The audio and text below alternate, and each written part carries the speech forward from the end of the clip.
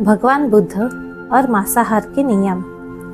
आज हम जानेंगे भगवान बुद्ध ने मांसाहार के बारे में क्या नियम बनाए थे।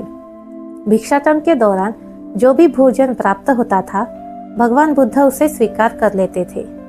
यह अनाना अर्थात बिना चयन के सिद्धांत पर आधारित था।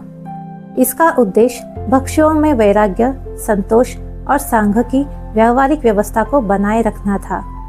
यद्यपि भगवान बुद्ध अहिंसा के परम समर्थक थे और शाकाहार को प्रोत्साहित करते थे, उन्होंने मांसाहार पर कठोर एवं सार्वभौमिक प्रतिबंध नहीं लगाया। उन्होंने भिक्षुओं को यह निर्देश दिया था कि वे भिक्षा में जो भी श्रद्धापूर्वक प्रदान किया जाए उसे स्वीकार करें, विशेषकर यात्रा के समय या उन स्थानों पर जहां शाकाहारी भोजन सहज उपलब्ध न हो। मुख्य कारण 1. अनाना बिना चयन का सिद्धांत। भगवान बुद्ध ने सिखाया कि भिक्षु अपने पात्र में जो भी प्राप्त करे उसे बिना आग्रह या चयन के ग्रहण करे। यदि वे भोजन में चयन करने लगेंगे तो यह आसक्ति और इच्छा को बढ़ावा देगा, जो निर्वाण मार्ग में बाधक है।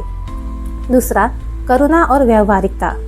बुद्ध ने यह स्पष्ट किया कि किसी भी जीव की हत्या में प्रत्यक्ष या अप्रत्यक्ष रूप में से सम्मिलित होना अनुचित है, किंतु यदि कोई भोजन पहले से ही उपलब्ध है और श्रद्धापूर्वक दान में दिया गया है तो उसे अस्वीकार करना दाता की भावना का अनादर होगा। उसे स्वीकार करना कृतज्ञता और करुणा का प्रतीक है। 3. भिक्षाटन की प्रकृति। भिक्षुओं का जीवन पूर्णतः भिक्षा पर आधारित था। यदि किसी गृहस्थ ने मांस दान किया तो उसे ठुकराना उसकी श्रद्धा और उदारता को आहत कर सकता था। बुद्ध ने दानदाता की भावना को महत्व दिया। 4. भोजन की उपलब्धता। दूरस्थ या पर्वतीय क्षेत्रों में शाकाहारी भोजन सदैव उपलब्ध नहीं होता था।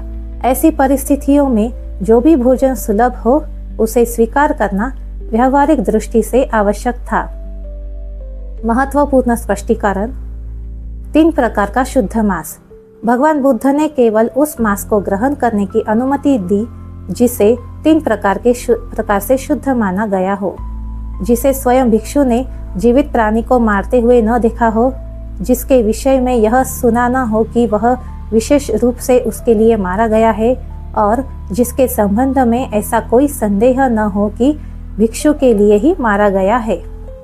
शाकाहार की वकालत। यद्यपि बुद्ध स्वयं अत्यंत सरल और अहिंसक आहार के पक्षधर थे तथा शाकाहार को श्रेष्ठ मानते थे, उन्होंने इसे सभी के लिए अनिवार्य नियम नहीं बनाया।